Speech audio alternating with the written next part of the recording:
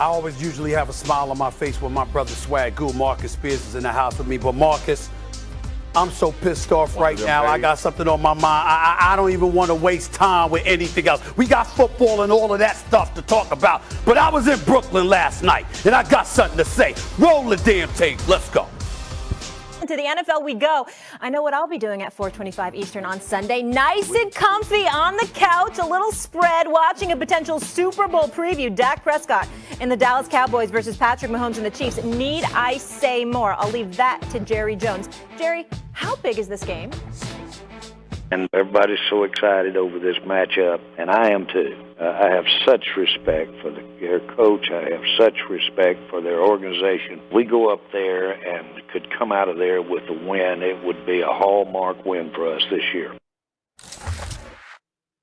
Swaggo, which team needs this hallmark win more? Is it Dallas or KC? The Kansas City Chiefs need it, and I'm not thinking about them going to the Super Bowl or the success that they've had in previous years. I'm talking about right now, this season, and the many questions that lay around the Kansas City Chiefs before they went out and beat the Las Vegas Raiders. Now, you can make an argument for both, but in this particular season, what we're talking about right now, the Dallas Cowboys are a better football team than the Kansas City Chiefs. And that's what the sample size has offered us. Now, Mahomes and that squad got back on track. I don't like it. This would be the line of demarcation for the Kansas City Chiefs. The Dallas Cowboys are already in the playoffs. They are going to make the playoffs. They are going to be a team that everybody has to worry about this particular season when you face them. The Kansas City Chiefs are now trying to reassert themselves. We had conversations about what's going on with Andy Reid and Eric Bieniemy. What's wrong with Patrick Mahomes? Is he not the guy that we thought he was? And some of those questions were obviously answered in this past game. But when you talk about this season, and the reason why I put emphasis, because I already know where he about to go, and I'm pointing at him on the screen because I ain't in there with him. This season, the Kansas City Chiefs needs this win to reassure everyone that they are the team that people expect them to be and can be going down the stretch. Oh, that sounds beautiful, Marcus Spears. I mean, I must give congratulations and major round of applause. The eloquence with which you disseminated that message to the masses is very, very impressive. Just so happens to be false. Because it's the Cowboys that need to win this game. Last time I checked, is Patrick Mahomes a Super Bowl champion? He sure is. Yes. Yep. Is Patrick Mahomes the quarterback of the reigning, defending, two-time AFC champions? Yes. It's the Dallas Cowboys that ain't done a damn thing in the last quarter century. Okay. It's the Dallas Cowboys with the star. It's the Dallas Cowboys that's America's team. It's the Dallas Cowboys that invade the national airwaves. It's the Dallas Cowboys and their nauseating, disgusting fan base that bloviates about how big time they are. And so over the course of the last month and a half, I mean, we have to understand and appreciate the fact that they opened the season against the reigning defending Super Bowl champions on Thursday Night Football. That was September 9th. September 19th, 10 days later, they go up against the Los Angeles Chargers and they squeeze by with a 20-17 victory. Ever since that time, allowed me to go down the list. They had Jalen Hurts. They had Sam Darnold. They had Daniel Jones. They had a rookie in Mac Jones, even though he's impressive. They had Kirk Cousins. They had Teddy Bridgewater, who blew them out. And obviously this past weekend, they had a 500 team in the Atlanta Falcons that have never recovered. Schultz and Wilson, you got all these weapons coming out of the wazoo. Everybody's talking about this high-powered offense. We see defensively, Micah Parsons. Wow, put him as an edge rusher. This brother makes stuff happen. We see Trayvon Diggs. Wow, is this the second coming to Deion Sanders? We certainly ain't going to say that now. Stuff to prove as long as this season progresses to show that they ain't the same old team that's going to end up being irrelevant come the new year. Okay, let me ask you this question. All of those Stephen A lists that you do, have you ever had the Kansas City Chiefs number one?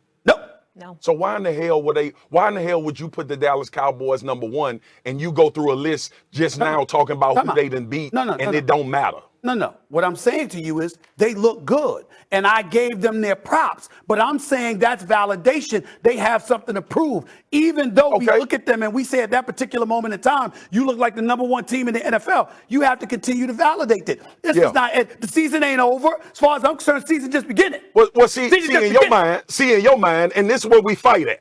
Because see, in your mind, you think about history. In my mind, I think about the individual seasons that we in right now. But I get it. Because I think about it understand. I'm all encompassing. I'm fluid. I'm fluid. I'm all encompassing. I've heard fluid. I've heard fluid, all encompassing. I know it. I know you. Marcus, fluid but means who has cover your more behind. to prove this season, Stephen A?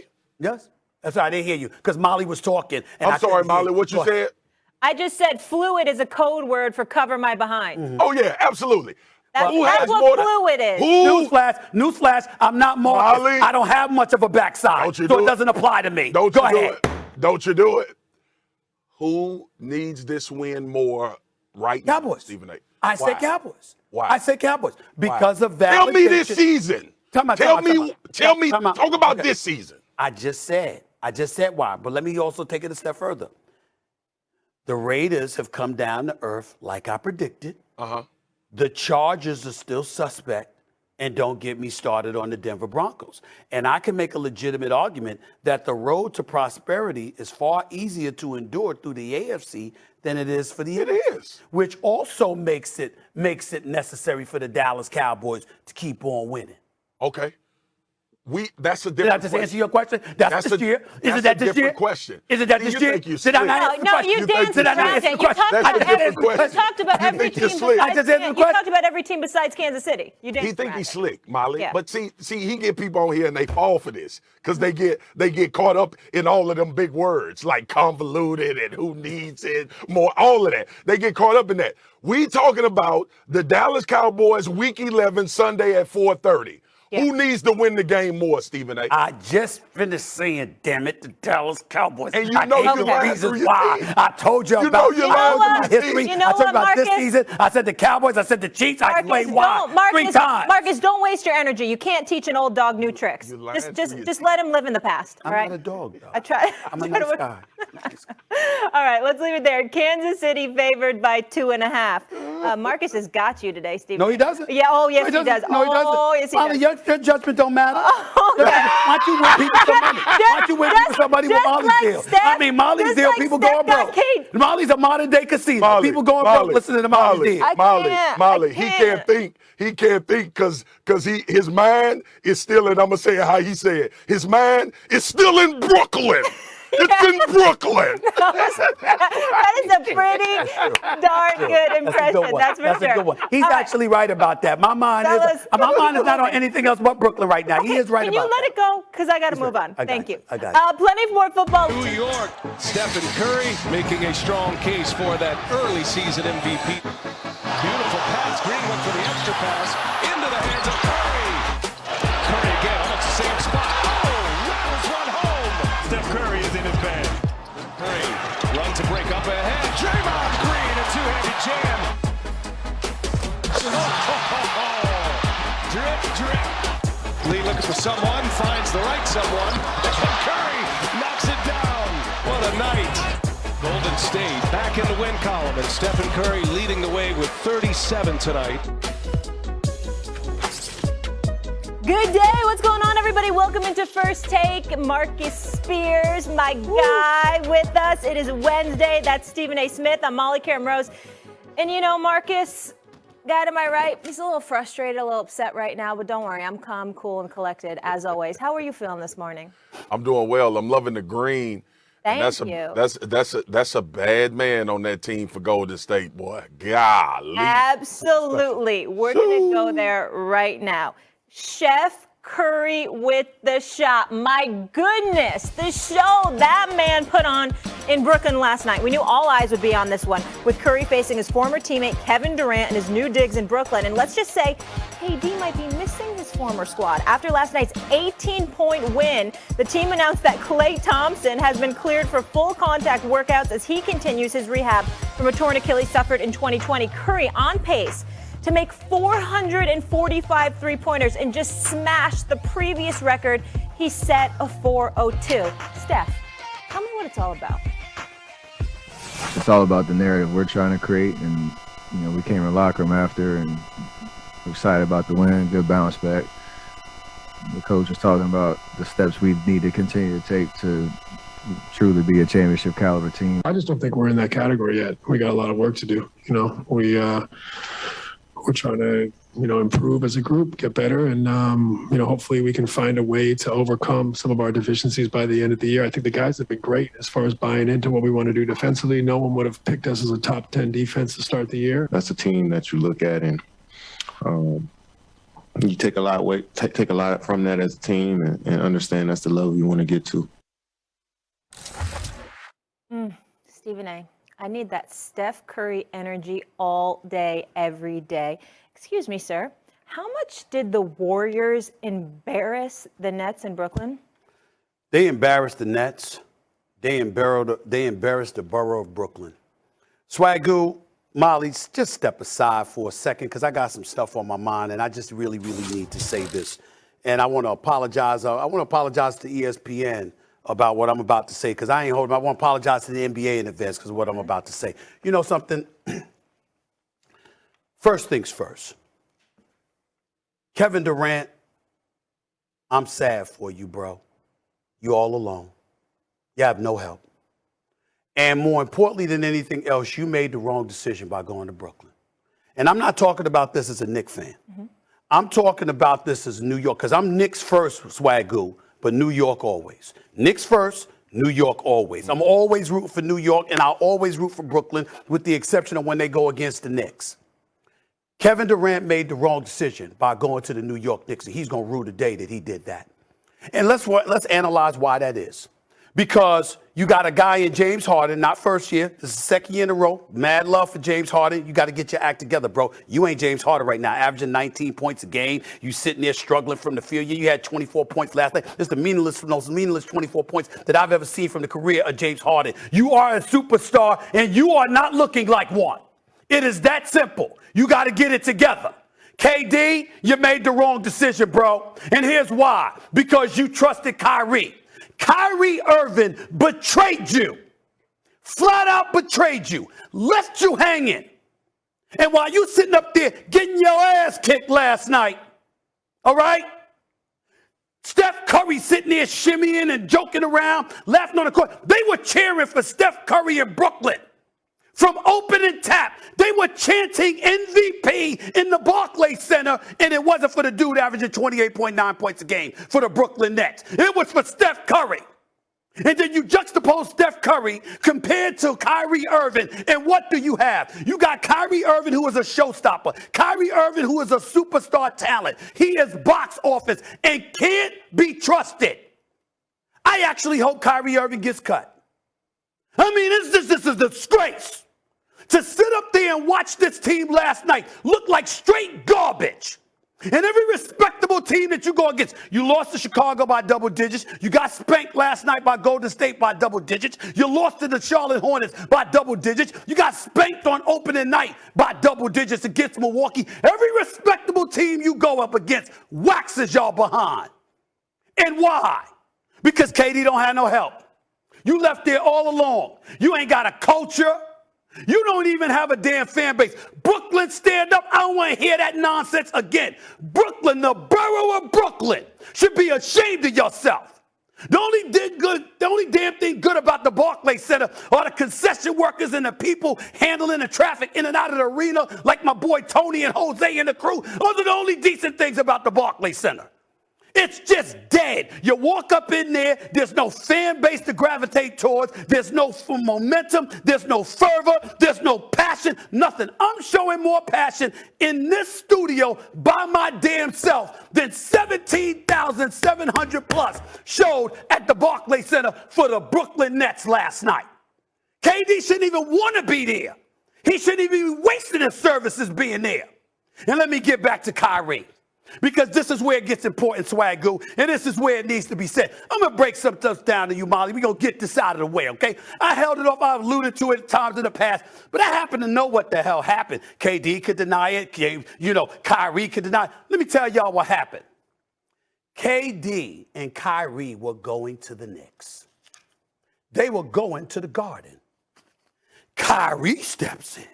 And Kyrie said, hell with all of that. Let's establish our own culture. Let's go to Brooklyn. Let's build, don't let's feed off of their brand, their culture. Let's build our own culture. KD said, yo, I want to go with Kyrie. But even in the wee hours, Kyrie and KD wasn't talking because Kyrie was all over the place. And DeAndre Jordan had to get on a phone call 5 in the morning to get them brothers together so you could do this and come to Brooklyn. That is why KD is in Brooklyn. Only to be here and watch this dude, this sad excuse for a professional. I ain't saying he ain't no superstar. I didn't say he's not box office. I didn't say as a talent, I think Kyrie Irving deserves $50 million a year. I don't think that man should ever get another long-term contract in his career because he can't be trusted. He can't be trusted. And as a result of that, what do you have? You leave the Oracle in Oakland, California, KD, with that fan base for this? Outside those windows, across the river, is Brooklyn. And they're chanting for Steph Curry as their MVP 12 games into the season with you on the floor, averaging damn near 29 a game. They don't appreciate KD. They don't value him enough. And partially because of Kyrie, because we all know if Kyrie there, it would be a difference. But Kyrie busy thinking about himself. He ain't thinking about nobody else. He left his boys hanging, and as a result, KD gonna be miserable. James Harden damn near wants out. And oh, by the way, we learned, oh, shocking, Steve Kerr, the coach of the team, God bless him, good man. And I think that he did a relatively decent job, and I think he's only going to get better, but clearly he's going through some growing pains. This is what they have been subjected to, Swagoo. I'm so disgusted by what I saw last night. You know how I feel about the Warriors. I got them winning the chip. You know where I stand with that. But Brooklyn was so damn disgraceful. I ain't going back. The job going to have to make me go back to the Barclays Center, based on what I'm seeing, because it's sad, the whole ambiance, the environment, the passion, and everything. Steve Nash ain't up to the task at this moment. KD has no help. He clearly made the wrong decision, and he made the wrong decision because he trusted his boy Kyrie, who has betrayed him, and Harden is not himself at this particular moment. I have every confidence he'll correct the Swagoo, but he got to get it together because KD is all by his damn self, and it was just so sad to watch. Steph Curry bust their living, you know what? The crowd was chanting MVP. He was having a blast at Kevin Durant's expense, and that's the dude that Kevin Durant could have stayed with because the Warriors certainly wasn't going to let him go, and he left that for this across the river. It's just, I'm so sad, it's hard to put into words how I feel. I just tried for a lengthy period of time, I know. But even now, I can't even, I just don't know what else to say, Swagoo. That's how damn sad I am. S.A., listen, man, it is important to note, okay, what you said about culture. It matters. When you guys talk about team chemistry, when we talk about team chemistry as players, it is imperative to have that to win a championship. That don't mean everybody like each other. That means everybody is on the same page. And that support is a result of what they see from the team. That is how fan bases get rabid. Me and you fight all the time about the Dallas Cowboys fan base. We fight all the time, and we all know how you feel about the fan base. But the one thing you will never say is when you show up to the stadium, everybody there for the Dallas Cowboys. And see, in basketball, to me, this is how you find out if a player or said players have enough of that cachet to change a culture. What you said was so important about the conversations that went on before they got to Brooklyn, about what they wanted to do, what they wanted to establish. And I understood the vitriol that you had when we were talking about Kyrie in this entire situation from the basketball standpoint, about how you're supposed to not only be available, but to be able to communicate what your plans are with the dudes that's counting on you in order to have success. Yeah. I feel terrible for KD for this regard, because I was one of the people talking about the move to Golden State being weak and being soft. But I also understand that when a championship materializes out of that, it was worth it. KD is an NBA champion and an NBA Finals MVP. 2 times. 2 times. Both. That's all that's going to matter when the last script is wrote about his career. We're not going to focus on the fact that he went to Golden State and played with Steph Curry and already a championship team. What we will focus on, Stephen A., to your point, remember when KD went to Brooklyn? Yes. And it was supposed to be his own team. That's right. And he was supposed to lead That's the Brooklyn right. Nets. That's where to I'm the going. championship. That is what this is. That's This gonna be is the the narrative. most important part of Kevin Durant's career, and I understand how you feel about it, because he needs to count on dudes that ain't showing up for him. Now I'm gonna give you the floor because I know you close to this. Yeah. But everybody that paid attention to that game last night could clearly see culture. Yes. Versus individuals. That's right. That was the difference. And he left a culture, but he didn't leave it just for himself. He left it to play with his boy. Do you realize that we sit here today and a 2-time champion and a 2-time MVP, who is clearly one of the greatest players we have ever seen, and by the way, a hell of a guy. He probably going to be against me for saying this and all of that other stuff because he's going to defend his teammate, and that's his right. I don't give a damn. I'm going to tell you what the problem is. Do you realize that as we sit here today, if this continues, Kevin Durant is going to be more known for leaving Steph Curry than joining him? He will be known as the guy who left Steph Curry to join Kyrie Irving. Kyrie Irving betrayed this man, betrayed the organization. I'm going to go a step further. Kyrie Irving has betrayed the game of basketball. You sit there, you see it at arena last night. I ran in, I can't tell you, Molly, Swagoo, how many countless people that I ran into. Didn't want to take the vaccine, wish they didn't have to. You know what I'm saying? Everybody lamenting it, whatever. But in the world that we live in, company to company, industry to industry, arena to arena, team to team, league to league, you got to adjust. This brother says no. After he got these dudes to come to Brooklyn, he has left them hanging. And if there was ever a moment where the Brooklyn Nets desperately needed Kyrie Irving, it was last night. I know it's a regular season game, but to watch KD, I mean, Steve Nash threw in the towel. I'm at the arena. I'm sitting courtside. Steve Nash threw in the towel, y'all, with 9 minutes left in the game. 9 minutes left in the game. He yanked the starters out, and KD was on the bench, and the crowd started chanting and roaring every time Steph Curry touched the ball because they wanted him to get 40. They ain't in San Francisco. They ain't at the Oracle in Oakland. They were in Brooklyn. And they said, KD, Brooklyn Nets, kiss off. We supporting Steph Curry. I mean, I can't believe it. I mean, Stephen, I can't believe it. Show 76 threes so far this season. And listen, sometimes your love needs to be bigger than your pride. And by that, I mean the love of the game. And when we talk about getting the shot and the sacrifice for us, it was the love of our job. We couldn't do it if we didn't get the shot. I would never, ever give Kyrie Irving a long-term contract. He get all the money because he deserves his money because he's so skilled. He's so beautiful, marvelous as a player. He deserves nothing more than 1-year deals at a time because he cannot be trusted. He will leave you hanging. That is the message that Kyrie Irving has sent, and the person that needs to accept it is Kevin Durant. Yeah, and Steph happens naturally.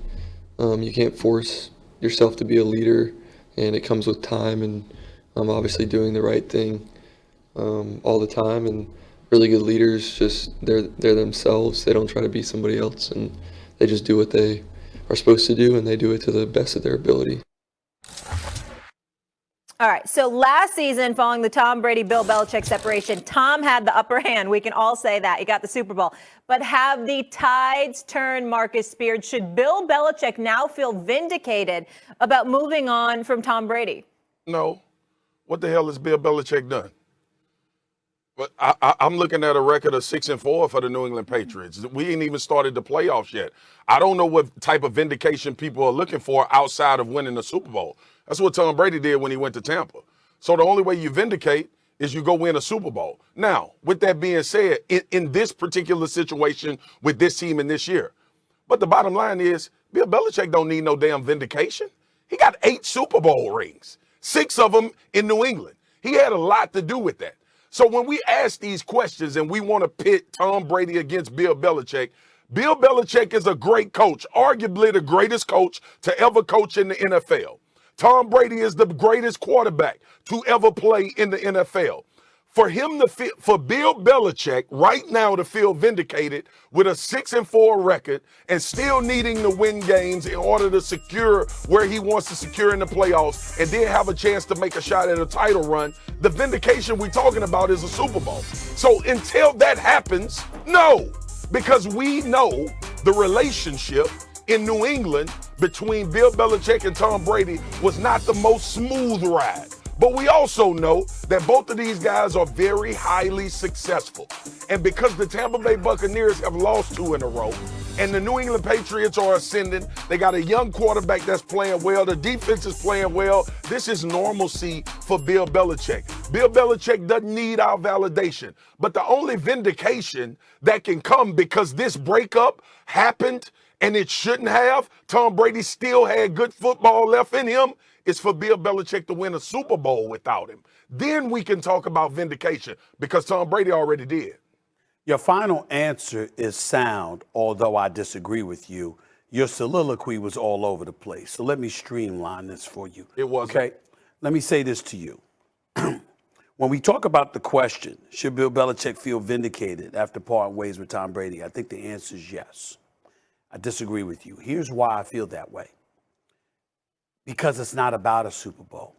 See, Bill Belichick has 6 Super Bowl rings as a coach. He has 2 as a defensive coordinator. And here's where I got you, where you're going to lean back, and you're going to have to admit I got you. Okay. When you have proven and validated and cemented your greatness, you get to go out how you want to go out. You would even agree with that. You do. So what I'm saying to you about Bill Belichick, respectfully, because I get where you're coming from, but here's what I'm trying to break down for everybody. It wasn't that Bill Belichick said Tom Brady is done. Bill Belichick was like, he's not what he used to be, and that may have been a mistake on his part. But what he was really saying is, I run this organization.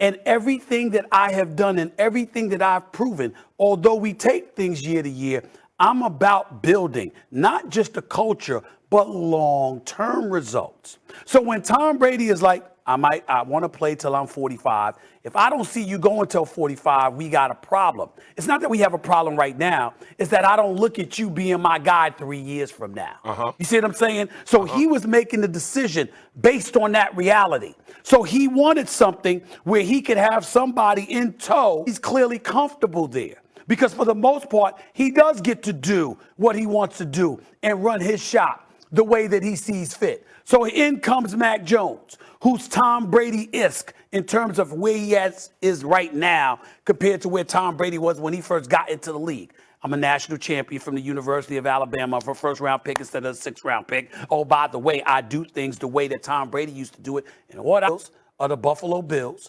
Right now, they're trending. They're trending. What? You don't get to do that. No. All I'm saying is this. I'm looking at the young squad, and I'm saying Bill Belichick is like, yo, this is how I want it. Okay. And he's earned that. I don't give a damn how you want it. How does Bill Belichick be vindicated in this conversation between him and Tom Brady? Because if he's winning, if he has a guy, let's say, for example, they don't win a Super Bowl. Because I remember from 2004. No. You don't get to do that. The whole conversation we've had about Bill Belichick and Tom Brady is, can Belichick win a Super Bowl without Tom Brady? Hold on, wait a minute. I think he can, number one. But number That's two, fine. hold on, wait a minute. Number one, I think he could do it. Number two, I am answering the question. And number three, Okay. you watch your tone. The Okay. fact of the matter is, No, what I'm you just listening listen to to me. you beat You around just the listen to me. bush. Listen to me. I'm not listening beating to around the you beat bush. around the I'm not bush. beating around the bush. Well, So how can you and I sit on this show and have a conversation for almost 2 damn years about Bill Belichick needing to win a Super Bowl without Tom Brady to prove it wasn't Tom Brady, and you gonna sit here and tell me he vindicated with 6-4 record? Because what I'm saying to you is right now they're trending in that direction. We don't know if they're gonna lose. We don't Tom know. Brady won We don't know if already. they're gonna lose. Time out. Last year, what happened? His first year without Tom Brady, 9 players decide I'm not gonna play for COVID. They didn't just lose. But they didn't just lose. Stephen A., the point is the quarterback left, went to Tampa Bay, and won a Super Bowl. Yes. What was the question? Can Bill Belichick win a Super Bowl without Tom Brady? I argue with you about that a number of times and other people. He ain't vindicated till he win a Super Bowl, S.A., Wait a minute. when we talking about him and Tom Brady. What I'm saying to you right now as we sit here today, we're looking at the AFC. They're 6-4, Yeah. and some people believe they're playing better than Buffalo. They're playing better than Kansas City. They seem to be arguably the most complete package in the AFC. What I'm saying to you is, based on that, as we sit here today, with a rookie quarterback, and he's doing that. I mean, damn, we can't ignore that. We can't ignore that. I agree with you that we can't ignore it. But you and I, see, me and you don't do this. We let other people do this. You know damn well if Bill Belichick don't win a Super Bowl without Tom Brady, what the narrative is going to be. Oh, that's true. That's true. And that's what I'm talking about. But that's what I'm saying to you is this. I got a rookie quarterback. No doubt. And I'm about to go to the playoffs. And I got the potential to make that noise. So as I'm sitting here today, I'm like this. Well, damn. I didn't see this from New England last year, his first year without Tom Brady. Yeah. I didn't see this at the beginning of the season, the first real year without Tom Brady. Now that COVID doesn't seem to be as much of a factor. Oh, damn. Rookie quarterback, and look what they're doing. Look, and that's what I'm saying. So from that perspective, I'm like, yo, I can't sleep on what I'm witnessing at this moment in time. But you're telling me the picture ain't complete. I got it. Yes. Picture's not complete. I got it. Yes, okay. and what we comparing it to. I understand your level in what you mean about vindication, meaning he had a normal year where he got his defense back. He drafted a quarterback. They having success. Vindication to say, hey, I did a good job putting a team together. But that's not how we talk about Tom Brady and Bill Belichick. You and I we won't do that. We talk about them in context of who can win without the other? Super Bowls. That's the only context we have with both of them. Okay. All right. All right. Okay. I'm not going to argue with that. I'm not going to argue with that.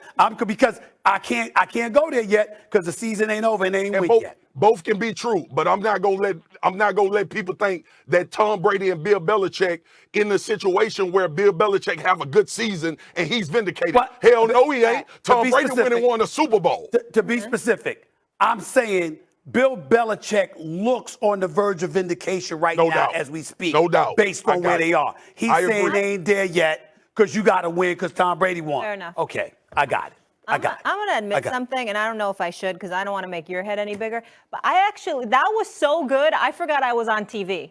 That's how good that debate was. For a second, I was like, oh, wait. I'm actually a part of this program. Well, we are skilled. We are skilled. Okay. Could you just say it has been the year of Aaron Rodgers? Drama off the field dating back to the preseason where every move he made was documented, including vacation photos posed in front of waterfalls. Now, fast forward to his use of immunized and misleading the public that he was vaccinated and the firestorm that created.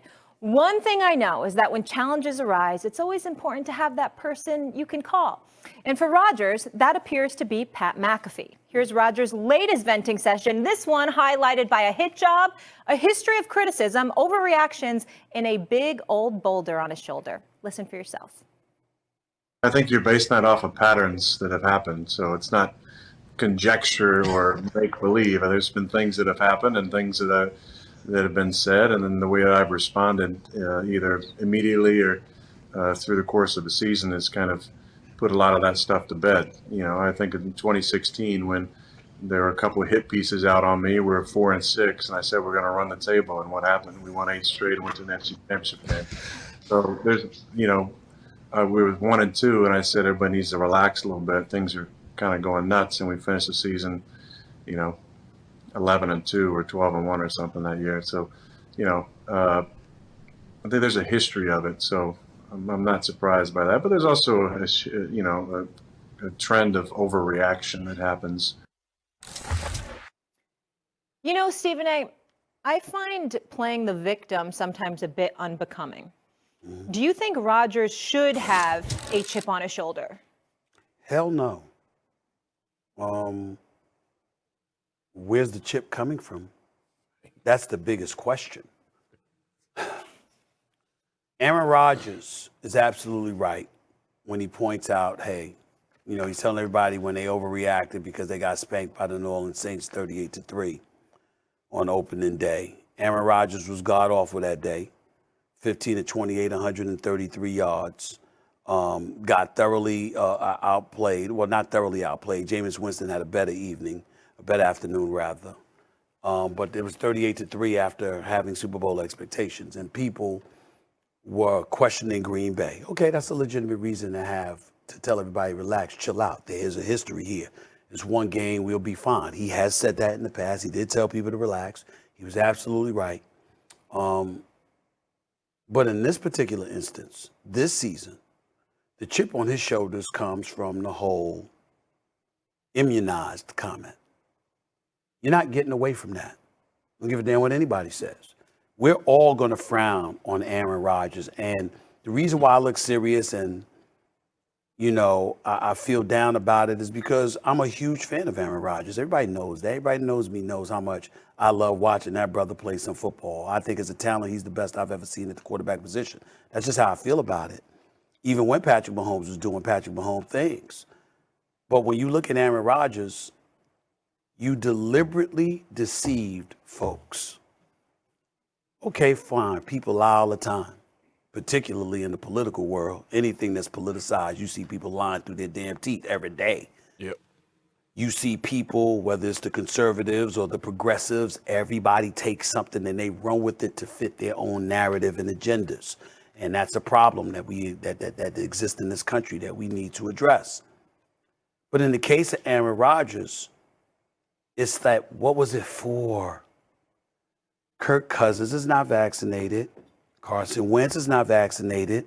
And the NFL has no policy in place that prohibits you from playing football if you're not vaccinated, which means that Aaron Rodgers could still play. It wasn't like it's Kyrie now, where it's a mandate in New York City and you're not allowed to play for the Brooklyn Nets. And you understand what I'm saying? And that's why you lied. No. That's not what's going on in the NFL. Aaron Rodgers could have been vaccinated and still played. He could be unvaccinated and still play. You lied to convenience yourself. And it doesn't negate what you did. And it doesn't negate you did it for no reason. Marcus, and that's the point. Marcus, it almost feels like he went from victim in the preseason in terms of everything with Green Bay and the disrespect now to kind of the self-inflicted villain by his latest choices. Listen, y'all, the energy towards Aaron Rodgers is convoluted because Aaron Rodgers lied. Like, that's why the issue is there.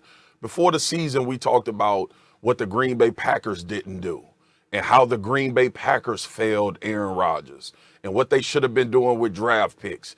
And I was one of those people sitting there saying, okay, I get it. More weapons. I understand that whole argument. But he also had been to back-to-back NFC championships.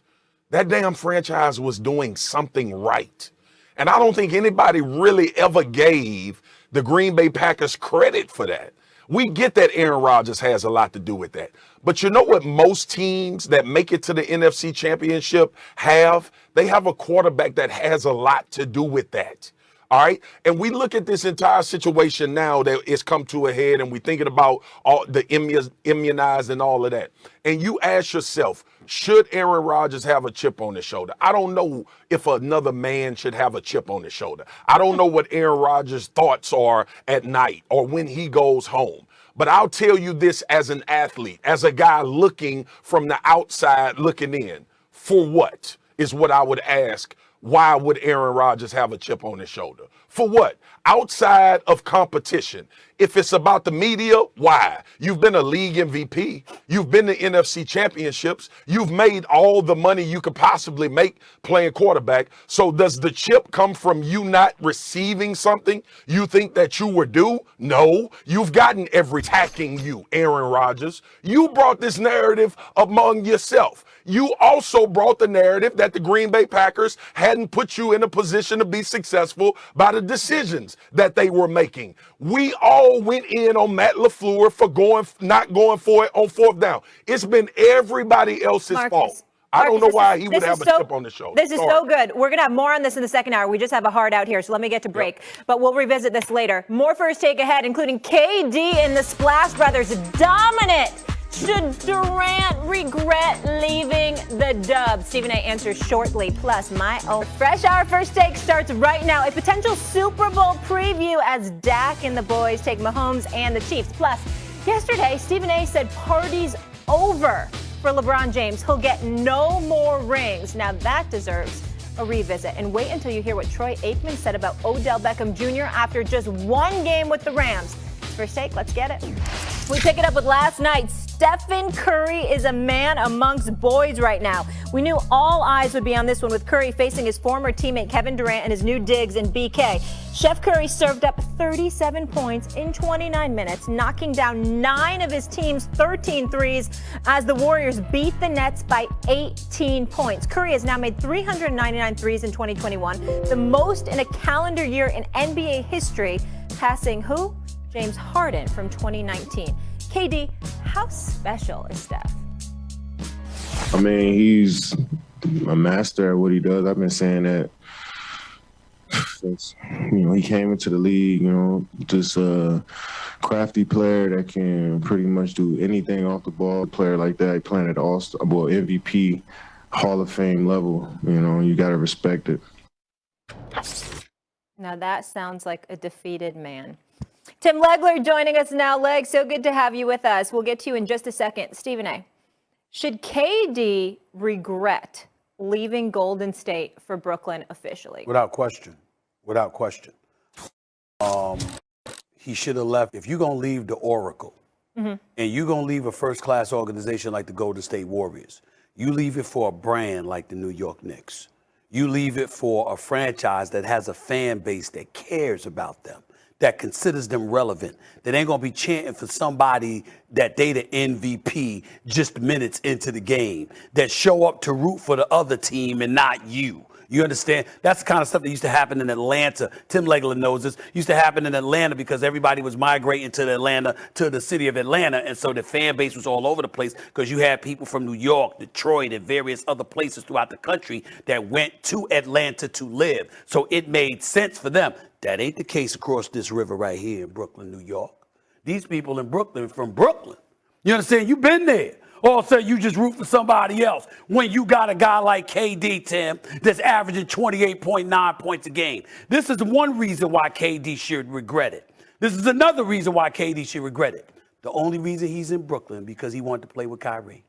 The only reason he's in Brooklyn is because Kyrie Irving convinced him to go there. And Kyrie has betrayed him, left him hanging. Left the organization hanging. We can bring up stuff about the vaccine all we want to, okay? Let me tell you why, Tim Legler, and I'm only saying this to Tim because I know Swagoo is still there, but I'm saying it to you because we haven't had this conversation, Tim. I want you to understand where I'm coming from. Kyrie Irving was gone for 10 months. Remember, he got injured before the pandemic. Was out in the bubble play. He was trying to discourage dudes not to play in the bubble, even though he wasn't going to play because he was still injured. As a vice president, who didn't even communicate with the president at the time, which was Chris Paul, comes back in December, 10 months later, and 2 weeks in, he took time off. He needed a break because of the riots at the U.S. Capitol. Swagoo, you work at the riots? Yep, I work. Molly, did you work after the riots? Yeah. I mean, I worked at the riots. How about you, Tim? Tim, like, did you show up to work after the riots at the U.S. Capitol? I sure did. But Kyrie need a break. But Kyrie need a break. Kyrie need a break. Each and every single time he thinks about himself. And he left his boy hanging. KD came to Brooklyn because of Kyrie Irving. Kyrie Irving has betrayed KD. He has betrayed basketball fans with his continual excuses for absence. He has betrayed his teammates. He's betrayed the NBA game because he is a superstar, a showstopper, must-see television, must-see in person. He's that much of a genius as a basketball player. He don't give a damn about none of that. We're beneath him. He's here. The rest of us are there. We're not on his level. We can't think like him. And as a result, KD is left hanging.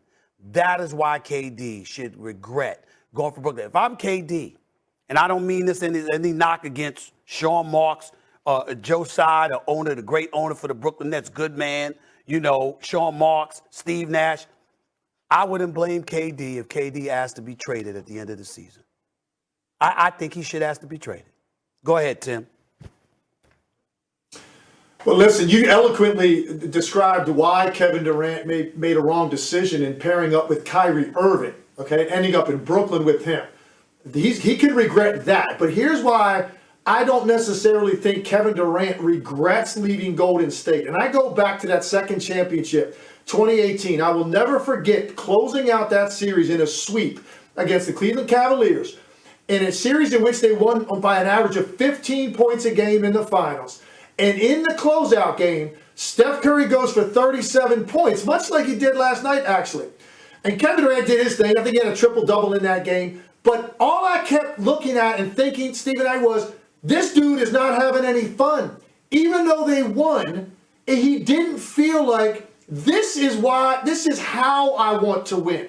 So he went there for a specific reason. He loved his style. He wanted to add rings. He got those rings. But by the end of that second year, Kevin Durant did not look like he was enjoying how he was winning. He didn't feel like, I believe, he was getting enough credit, even though he was Finals MVP twice, for that being his deal, because Steph Curry had already turned that into something special before he got there. So we want to tell players all the time, the only thing that's supposed to matter is winning. And I'm going to tell you right now, that's just not true. It's not just winning. It's how you win, who you win with, where you are, how much money you get. All that stuff does matter too. And I think for Kevin Durant, checking off that box, man, I got my rings. He now wanted to go do it a different way. He wanted to go to a place where it could be his story, his train. He drove it there. He created it from the ground up. Regardless of the fact that he could be playing with two Hall of Famers, it was going to be Kevin Durant's deal. When he went to Golden State, that wasn't the case. And I just didn't feel like it was fulfilling to Kevin Durant by the time he left. And that is why I do not believe he loses any sleep over leaving the Golden State Warriors. Stephen A., I understand the history and the things that you say regarding Kyrie Irving and talking about, in this particular situation, talking about Kevin Durant. Now, I cannot say it without the caveat of all of the extenuating circumstances of why he's not available. The city of New York, the mandate, he don't want to get the vaccine. I get it. That's why he's not available. But two things can be true in this situation. And I understand what you're saying about the commitment that you make to the guys that you plan to go to war with on the basketball court. And you got to determine, that's for Kyrie to determine whether getting vaccinated or not getting vaccinated is more important than showing up for KD and James Harden. Now, where your vitriol comes from, I understand that. Because if I'm in a locker room or if I'm in cahoots with a player or a teammate, and we had this grand plan to do something great, and I got vaccinated, James Harden is vaccinated, and we're okay and we're fine and we're performing and we're out here trying to win, irregardless of Kyrie Irving's stand, he should be able to have a relationship, or he should feel the relationship is enough. Look, I'm projecting. I'm not Kyrie Irving, but he should have enough of a relationship with Kevin Durant and James Harden to say, yo, I know y'all took the vaccine. Y'all able to hoop. I'm going to do that for y'all. I see nothing is going on with you guys. Okay, that's fine if that conversation materialized. When you go strictly to basketball, I am 100% on board with you. Man, listen, if you tell me to come somewhere and situations change that we can't control and we can control something about the situation in order for us to be available, I would be pissed off. I would be pissed off. If I'm KD, I would say, Kyrie, I got vaccinated, bro. Okay. I did this for us. Right. I got you. Now, let me come back at you because both of y'all are former professional athletes. Yep. So I'm deferring to both of y'all here, Tim and Marcus. I'm going to win y'all over right now. I'm going to regurgitate a comment, but I'm going to emphasize it, and it's going to win you over. Forget the mandate in New York for a second. Before there was ever a mandate, what did I point to? The U.S. Capitol riots took place, and he wanted off then. So what I'm saying is, remember, KD was gone. KD had been gone for 18 months because of the Achilles tear. He comes back. You would think you on the court with him, Tim, work with me here.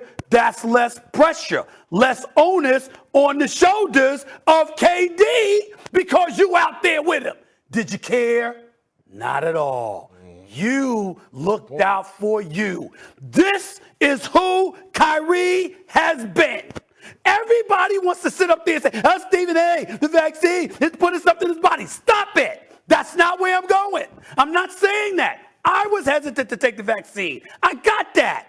And if that's your position and you've been consistent with it, we good. The problem is, Tim, you know this. You do a great job of Sirius XM radio. You're talking to NBA all the time. You've been covering the NBA for decades. You know this. Tell me how many times we have sat here outside of injury and talked about games Kyrie Irving just took off for inexplicable reasons. You ain't notified a coach.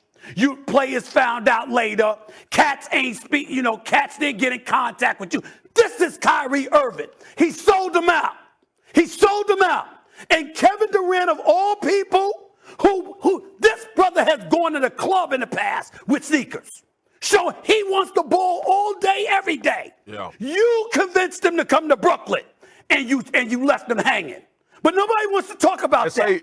And I'll tell you right now, Katie, and I ain't never said this, ever, because you know how I am, Tim. I'm very protective of brothers getting their paper. I want brothers to get paid. I ain't apologizing for it to a damn soul. Kyrie Irving, give that brother $70 million a year. He's that much of a talent. That man does not deserve anything past 1-year deals at a time. He cannot be trusted. He will take your money and he will not show up to work until he wants to. That is not a man you can invest in long term. That's right, I said it. Floor is y'all's. Hey, listen, to both your points, and Marcus, I think you'd agree with this. Throughout my career, or my entire life in basketball, if somebody asked me a question, who do you play for? Right? I can tell you this right now, what's not popping in my head. It's not popping in my head, honestly. The name across the front of the jersey, it's not the owner of the team. It's to some extent the coach. It's not my family. It's not the fans. It's not the media. Who I played for and where I took my most serious accountability was always to the guys that were sitting next to me in the locker room, because that was always my approach. I do not want to let them down. They have to be able to trust me and count on me, right? That's the thing that really every day motivated you, because there's nothing more special than being part of a group of guys that are going out there pulling in the same direction, especially going out into a road arena, hostile environment, us against the world, and that feeling of brotherhood that you have. That's the one thing I miss more than anything else of not being an athlete anymore. And so to both of your points, you're 100% right. Stephen A., there's nothing I would disagree with on everything you just laid out about Kyrie Irving. Nothing. My point originally was about KD now finding himself in this situation is probably like, you've got to be kidding me right now. There's no question he's thinking that, but I still think when he left Golden State with a clear mind that I did what I needed to do there. It wasn't as fulfilling by the time it ended. I'm looking for something else. Now, look, this isn't what he anticipated, so maybe there's going to be something else he's going to be looking for. But I don't think, really, he regrets leaving. He regrets the way this situation has played out, and I think those are two different things. That is two different things. You're right. Absolutely. And I just want to say it one more time because I can't let Kyrie overshadow what Steph Curry did last night. 9 threes, 37 points, just putting on a clinic. It would have been. He is the clear-cut MVP, and Clay's going to be back. Leg said it 3 weeks ago. Yeah. 4 weeks, Leg said it. He was going to be the MVP on this show. I remember. Steph Curry has now catapulted to first place in the MVP chase. It's drastically dissipated Kevin Durant, and it's primarily because of Kyrie's absence. Because with everything that I said about Kyrie, favorite. let me tell you this, Molly. Yeah. If Kyrie was on that court last night, it would have been different. I'm not saying they would have won or lost. Absolutely. It would have been different. I promise you that. Oh, of course. That brother can ball. Of course. Ain't no doubt. Of course. Nobody's questioning that. But he cannot be trusted. All right, we'll leave it there, show guys. up to work. Okay. My, oh my. Yes. The Cowboys are having a pretty good season. Don't you think, Stephen A? Jerry's team running away with the NFC East and basically a lock for the playoffs. But they have a true litmus test this week, taking on Patrick Mahomes and the Chiefs on the road. KC comes into this one hot after winning 3 straight and grabbing the top spot alone in the division for the first time this season. All eyes will be on this matchup Sunday. But it's not only that time of year for football and Hallmark movies. Also, Hallmark wins. Paging Jerry Jones. Isn't she lovely? Kimberly Martin. I won't sing. I won't kill everybody. Good to see you. Not just any. Damn. I tell you, it's not just any other team in Missouri. Missouri. I tell you that much. Yeah. I tell you, if you win this game, it'll be a Hallmark win. Whatever. Man. Come on, Jerry. Come on, man. Right. Kimberly. Yes, honey. Which team needs a Hallmark win more? Preach, is girl. it the Cowboys or is it the Chiefs? Yeah, show who you agree with. Show it.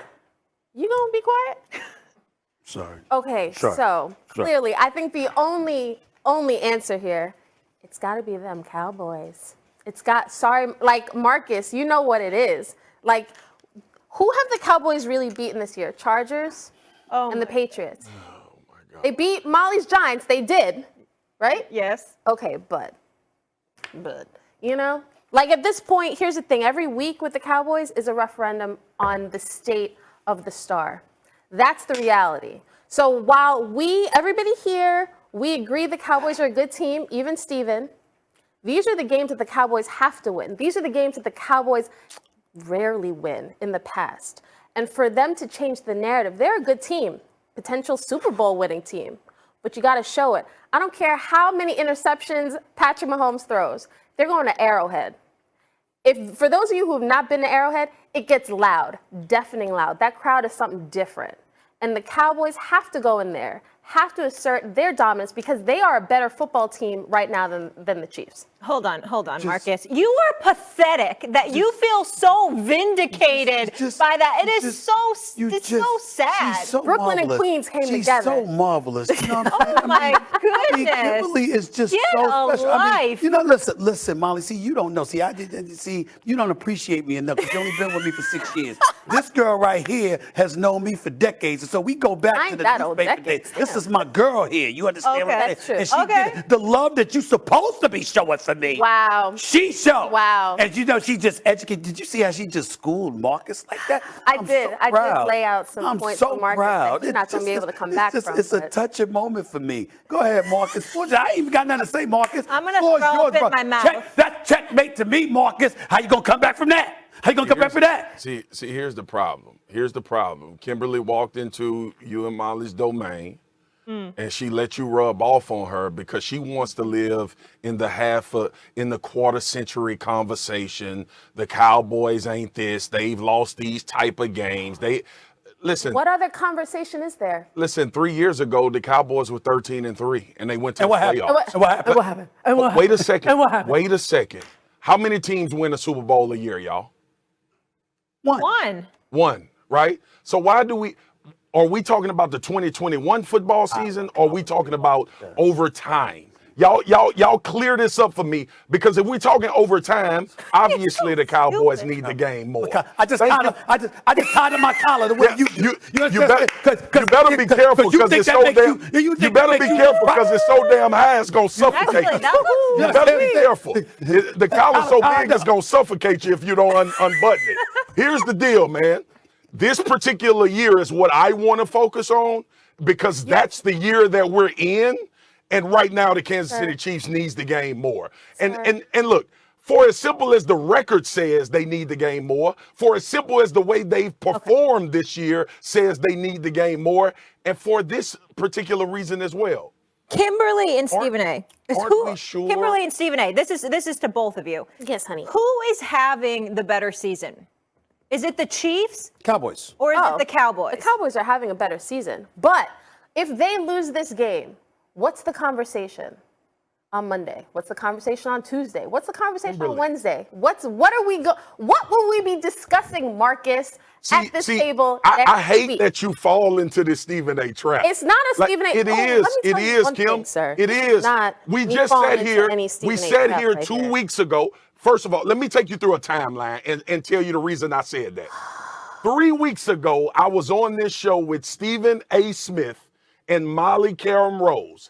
And Stephen A. Smith put the Cowboys number one. At least he can pronounce put the name right. He put Molly. I need Molly up on the screen too. I need Molly. I'm with you, Marcus. I'm coming to Bristol. I want to hang with Marcus. I'm out. You do that. Did we not sit here a few weeks ago and him have the Cowboys number one in the league? Absolutely. He had him the top of Steven's D list. He had him the top of Steven's D list. Yeah. And then what happened when the Cowboys lost to the Broncos? Everybody lost their mind, right? Mm-hmm. And then the narrative leading into the week of the Falcons is, here it comes. Yeah. This is who May I the ask you a question, Cowboys Marcus? They are. obliterated the Falcons. May I ask Marcus? Can I ask Swagoo a question? Swagoo, Finish Pastor his Spear, thought. Why can't I Marcus. finish? No. Let him finish his Because he's been thought. talking the whole damn Why segment. can't I That's finish? why. He That's has why. not. Marcus, I got a finish your question. thought. I got a question. If you feel that way, Marcus, how come I couldn't find you, bro? I didn't get no FaceTime from you. I didn't get no FaceTime call from you. I ain't hear a phone call. Matter of fact, I called you twice. I ain't get a return phone call. What happened to that? This your show, right? I couldn't find you. Did How I come I show couldn't up? find you? How Didn't come I I couldn't show find up? you? Yeah, that was 3 days later. I couldn't find That was you 3 days Sunday. later. No, I couldn't that was find 3 you days later. Sunday either. Is it true? Hold on, tell me. Is it true? Is it true that even though the Dallas Cowboys had struggled, the wife cornered me in South Beach and was like, "You watch out the way you talk to my husband. The way you 'Cause talk I don't, to me. Because She don't I give a don't like damn the about way. them But I don't Cowboys. like the This way the way you've you been talk getting to on me. him for these last few years. You didn't mind me being deferential to the past then, but today, let's not bring up the past, right? Ain't that you? Which team needs to win more? Can I just add, Marcus? Which team needs to win more? Marcus, I'm not talking about y'all emotions. The What Chiefs. team needs to win more? Marcus, Marcus, honestly, how many playoff teams from 2020 have the Cowboys beat this year? How many? I don't know. I haven't paid attention to that. None. Let me ask you this, Kim. I got a So question this for you. weekend, I got a question for this you is and the Stephen A. I got a question for you and Stephen Deal A. with her. She's spanking you. Deal with her. Are the Cowboys going to the playoffs? Yeah. So why they need this win more? Because what did I say? Every week we determine we talk about the Cowboys like every week because the expectations are so high because they constantly, as you know, disappoint in big moments. But you know Here's why? the problem That's y'all what have Marcus's when y'all- problem is with you, Kim. That's what Marcus' problem is with you. Because he knows that the expectations are not what they respond to. Here's That's the why he problem. got a problem with you throwing that on the Here's show. the problem I have. Right. Here's the problem that I have. And this is why I want Molly on the screen. Yeah. Molly, you see how when we talk about the Cowboys, the history always comes up? Every time. Because you know what history says? The Chiefs recently won a Super Bowl. So they may be struggling And that now. back-to-back Super Bowls. The bottom line is we ain't talking about the Chiefs winning a Super Bowl. Okay. We talking about a Guys. 6-4 Chiefs team that 2 weeks ago everybody said wasn't good. Exactly. The Chiefs were not even in this conversation until they beat down the You Las sat up Vegas here and said it, Raiders. Stephen A.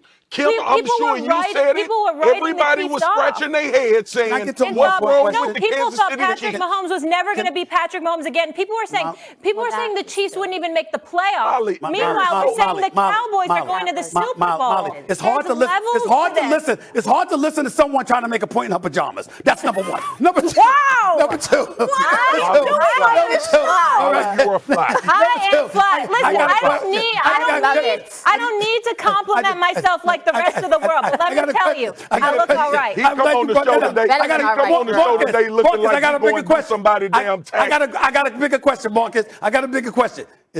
do you acknowledge that I look kind of smooth with my collar? I do not acknowledge that. Yeah, I don't know. And matter of fact, this the second week in a row. You've been disrespectful on Wednesday. You get dressed because Ryan Clark called you out, so you put your good suit on. And you look good. You got your vest on with your black tie. Oh, yeah. Don't think that I didn't see it. Kimberly came bringing her A game today. And you come up here Wednesday and your ass got a big collar on. Kimberly always breaks her A game. Kimberly always breaks her A game. Don't be bringing your old outfits on Wednesdays, Marcus. When I come on the show and I don't have the attire he thinks I'm supposed to have, you're not listening to the big point. You talking. You're not listening to the big point. A, Kimberly always brings her A game. She does. B, Molly is always an A. The problem is she knows it, so she thinks she could come on the air with her pajamas. That's the problem. Now let's go. Oh my God. Now let's go. We got. If we didn't have to go, I would stand up right now and walk like a runway. This is not. Tonight on ESPN, the Lakers take on the Bucks at 7:30. The Lake Show have stumbled a bit while LeBron has been out with an ab strain. Our Adrian Wojnarowski reports that there's growing optimism the King will return to the lineup Friday against the Celtics. Cue Stephen A., who yesterday had a hot take about LeBron's title chances once he returns. I think LeBron has won his last title. I think it's over. Okay, I'm glad 15 games into the season you feel that way. It's not LeBron's fault. I'm saying as presently constructed, with Anthony Davis, Russell Westbrook, completely healthy. LeBron completely healthy. Anthony Davis completely healthy. Russell Westbrook completely healthy. Still ain't beat the Warriors. And I believe this is the last championship LeBron James is going to win. Meaning it's over. Ain't no more championships coming. That's what I believe. Well, Marcus, this man is talking a lot lately. You agree with Stephen A. Smith? Is the King, LeBron James, done winning titles? It hurt me so bad to say this. I believe so. Oh, I believe so. Goodness. And y'all know how I feel about LBJ, my favorite player of all time. I think he's the greatest of all time. But when you look at what's happening right now in the NBA, especially with Golden State and now Klay coming back off injury, you look over at the East with the Bucks, you look at the teams that are in contention, and I'm thinking, here's where I was with the Lakers, SA. I was saying to myself, LeBron is out, LeBron will come back and things will temper down, and we'll start to see this team come into form, right? We'll start to see his greatness exude over everybody. They get this thing figured out, and they finally get it clicking at the right time. You ain't going to get it clicking like Golden State will have it clicking if you got to face them. Like, the point is, where we are now in the season, and everybody going to throw out, well, it's early, and things can change. And obviously, injuries play a part in this conversation. But the way Golden State is playing right now, why would you think they would be worse when it comes down to the playoffs? Why would you think that they wouldn't be the favorite out of the West when it gets to playoff time, especially if Klay is rounding in the form at that point? I believe right now in a 7-game series, the Golden State Warriors would take it. Or they would take a playoff series against the Lakers, everybody healthy, all things being equal. I believe it right now because Steph obviously is on another level. And coming back off of that conversation that we talked about with the Brooklyn Nets, the culture in Golden State is starting to reassert itself after they had the blip in the radar. I need you to sit back, Marcus. Yeah, the school because I know you respect, the basketball brilliance of your boy here, Stephen Naismith. You can call me that. Here's the deal, my brother. Let me be very, very real and break this down to you, Molly.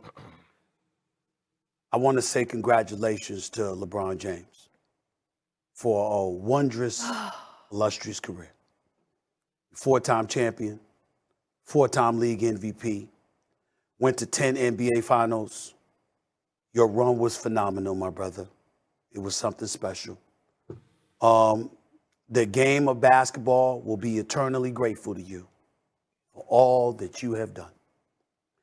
When we look at the Mount Rushmore of basketball, we can make an argument between LeBron and Kareem Abdul-Jabbar. To me, if you want to go 2-3, 3-2, whatever, But I got LeBron James as number 2 in the history of basketball. Impeccable role model, what he has done for the game, the fact that he answers the call, the things that I just said about Kyrie, we've never had to say about LeBron James. He shows up. He knows he's the marquee. He answers Don't do the my call. boy eulogy. Listen. Yeah, are you trying to retire LeBron? Are you trying to retire LeBron James right now? Because I got to go to break, and there's a lot's happening. Marcus Spears, Molly Q. That's exactly what I'm doing. I am eulogizing LeBron James because I'm telling you right now. I might need to get up. Here's the problem. No. You don't get up. This is serious. Because y'all are making the mistake that most basketball people are mistaken. I know LeBron James is great, Marcus, still. Yeah. It ain't him. It's what the hell I'm seeing. That's what I'm from the Golden State Warriors. Yeah. They're not going away, Molly. They're not going away. We're 1 month into Time out, Molly. Stay with me. You just finished acknowledging Steph Curry. Have you seen him? Yeah. I spoke to his wonderful wife, who, by the way, has this beautiful restaurant in San Francisco that Michael Wilbon keeps bragging about. Big Aisha Curry. She was at the well. game last night, too. Wonderful woman. Here's the deal. Everybody talks about how hard Steph Curry worked. The brother, 33 and about to win MVP again. He had 9 3-pointers last night. The brother is lethal. Clay ain't even back. Did you see Jordan Poole? Have you seen Andrew Wiggins? And they champions already. I mean, Okay. I can't hear y'all right now. Can you hear me? It's not fair what you just did to me because Stephen A. just retired LeBron, and I have to get into commercial break.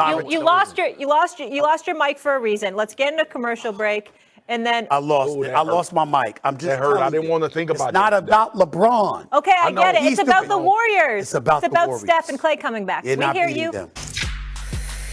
All right, this got hot earlier. So yesterday, Chief Safety Tyrann Mathieu called out doubters of Mac Jones on Twitter. Mac Jones wasn't trendy enough for y'all at first, huh? Now y'all love him. Man, y'all funny. Day in and day out, y'all should be on Comedy Central. Bart Scott joining the party here. All right, Well, yeah. Can I say something about that tweet real Yeah. quick? Tyrann Mathieu, the Honey Badger. We love you, bro. Be quiet. When your defense sucked, you didn't want us talking about y'all. Right. Come on now. Come on now. Y'all look decent over the last 4 weeks. We got that. But you yourself was on the sidelines going off about how your defense looked. Stop that BS. Barbecue Stop chicken it. this week. You Let's can go. write that down. Go ahead, Barbecue Molly. chicken All this right. week. All right. You stop that. So we started this conversation earlier. We're going to pick it up, and I'm going to come to you, Bart. So Bill Belichick appears to have his guy after parting with Teflon Tom. And we know Tom Brady, Hall of Famer, greatest of all time. Those are big shoes to fill. Last year at this point, we were saying, or not last year, I should say, after they won the Super Bowl, that Tampa Bay had won this, right? Yeah. Tom Brady had won the side of this. But now at this point, do you feel Bill Belichick should feel vindicated about letting Tom Brady go? Well, listen, at some point, you always have to move on from a great player. The problem is Bill Belichick moved on too early because he could have had 2 more Super Bowls if he would have decided to do what he did this year and would go out and spend time money the right way. Tom Brady was frustrated because he always gave a discount, but they went out and didn't get the pieces that they went out and got for Mac and Cheese or Mac Jones, to put some respect on his name. Now, listen, I think both things can be true, right? Tom Brady can be true. It would be right about being able to move on, and it was time to move on, and that he can win without Bill. And Bill has more time to show that he can win without Tom Brady, but the clock is running out because Bill is a man of a certain age. Now, listen, I wouldn't be running around and doing a victory lap quite yet, right? Because in order for Bill to be right, he has to win a championship. And although this team is ahead of it, but it's like this team is ahead of schedule as far as their rebuilding process. But listen, they still have a tough schedule going in. They still have to play Buffalo twice, which I think Buffalo's a better team. They still have to play Tennessee, which Vrabel's kind of out Bill Belichick, right? But when you talk about what's the genius of Bill Belichick is the fact that what's old is new and what's new is old. Like in a time where everybody's trying to spread everybody out, everybody's trying to play basketball on the football field, Bill understands that if he builds a team that's tough within the trenches, he runs the ball, that most teams lose games, they don't win them, and he's allowing teams to self-destruct. And that's what most teams do, and he's taking advantage of it because of his experience. But no victory laps quite yet, but he's ahead of schedule. But right now, it's still Tom Brady. Tom Brady's still ahead. Tom Brady still has the opportunity to win 2 championships and ride off to the sunset. First of all, listen, I can feel whatever way I want to feel, but as often as I repeat and regurgitate repeatedly, I am great and brilliant because I know I'm not. I simply listen to those who are, and I learn from them. So when it comes to football, it's Bart Scott, it's Marcus Spears, it's Ryan Clark, and others, all who played that have forgotten more football than I'll ever know. I'm just this little old friendly neighborhood reporter that's been around for a quarter century, chronicling the things that I see and the things that people say. And when I think about this Bill Belichick guy, here's what I think about. 6 Super Bowl rings as a head coach, 2 with Tom Brady, 2 as a defensive coordinator, under Bill Parcells. That's 8 total with an established reputation of greatness before Tom Brady ever arrived. And so it's possible that you could be at a point. I get what y'all saying. And Swagoo, in fairness to you, you convinced me because I got what we were talking about in terms of vindication. Vindication doesn't arrive until the chip arrives. Okay, I stand down. I'm just talking the path that they're on. The brother's ahead of schedule. And the fact that he's ahead of schedule with a rookie quarterback and 8 Super Bowl championships as a backdrop, is it beyond the realm of comprehension that he said, excuse me, I'm about the long haul because unlike my contemporaries, I'm the one person that can afford to do the long haul point of view because I've achieved enough that I bought that kind of cachet for myself where it ain't about this year and it ain't about the next 2 years. It's about the next decade. I don't think that's beyond the realm of comprehension. Yeah. Marcus. Let's say that's very logical, but when we talking in context of Bill Belichick and Tom Brady, that's out of the window. Like, I get what you're saying from a team building concept, from what he did in free agency, Mac Jones falling in his lap and having the opportunity to have success coming down the road. We've never questioned if Bill Belichick is a great coach. We question, could Bill Belichick be a championship coach outside of the era of having Tom Brady, because we all agreed that Tom Brady is the greatest quarterback to ever play. And the conversation revolved around who's more responsible. And I didn't like the conversation because I felt like if you wanted to do it 50-50. Because Bill Belichick also had to build those great defenses that were a part of those Super Bowl runs when Tom Brady was there playing quarterback. But here's what I'll say to what's going on, because there's narratives all over this. Mac Jones is playing well. Mac Jones is doing a phenomenal job as a rookie playing quarterback for Bill Belichick and the New England Patriots. The New England Patriots are a really good football team. The moves that they made in the offseason were the right moves, and it's showing up to pay dividends. But when we talk vindication, we ain't talking about the New England Patriots. We ain't talking about Mac Jones. We talking about Bill Belichick and Tom Brady. That's it. That's all we're in comparison when we have this conversation, and it's only about championships. Go ahead, Mark. Absolutely. And we think about it, out of all the years that Bill Belichick has been a coach, Tom Brady, with one more championship, can tie him with everything that he's done over his entire life. So No doubt. when you start to put the resumes together, you have to say Tom Brady is winning, because at the end of the day, we talked about the last time, they went 10 years without winning a championship. Bill is a man of a certain age. He don't have 10 years more to coach to try and get another chip. So you have to get advantage to the player that did it in between the lines with multiple people. All I know is I hope Tom's not watching because he's playing my Giants on Monday Night Football, and it's going to be a disaster. Don't take it out on them. Barbecue chicken. More First Take after the break. Kinda Stay did